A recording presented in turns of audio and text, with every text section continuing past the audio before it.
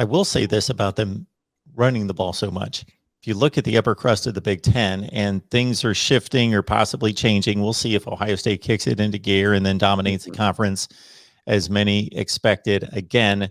But as it stands right now, Ohio State's throwing the ball all over the field, scoring points, yardage, but the defense is a mess. Everybody else that looks like a Big Ten contender, maybe not running the ball to Michigan's extent, throwing a little bit more, but still heavy run and defense. Iowa, Wisconsin, Penn State throwing maybe a little bit more, but Iowa and Penn State, or Iowa and Wisconsin for sure, Michigan State running the ball a ton and relying on defense. This conference is playing defense unlike any other conference in America, and some people could point to maybe the offense is not being as explosive as they are elsewhere, but they're doing this against generally non-conference competition.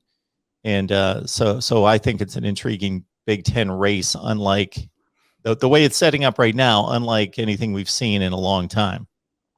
I agree. And I think if you remember, I think I said this on this channel when we were leading into the season, that I didn't think it was some guarantee that, Ohio State reloads with a new quarterback, the struggles they had on defense last year, and plug in some new guys, and that the struggles are going to go away, or, bring back some of the same guys, the struggles will go away. So I think it is going to be a crazy Big Ten race, maybe a little more wide open than it has been the last few years, certainly.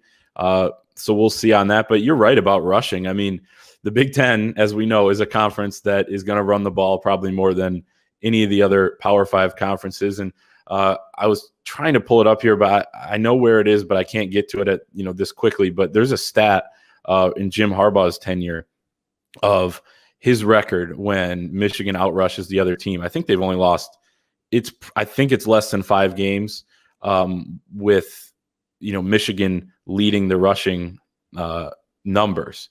And that's important. Now, it's not just, all right, run the ball, and make sure you get more yards than the other team and you automatically win. Obviously, so many other things go into that.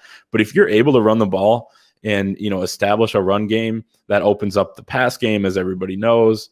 Even having a good pass game can open up the run game. But if you're able to move the ball on the ground without having to risk throwing at all, it's going to be, a net positive for you, I think, in the long run. So Michigan, I think they know they're not going to be rushing for over 300 yards in every game. But if you can be one of the better rushing attacks in the country, or, even in the Big Ten, that's going to go a long way, I think, for,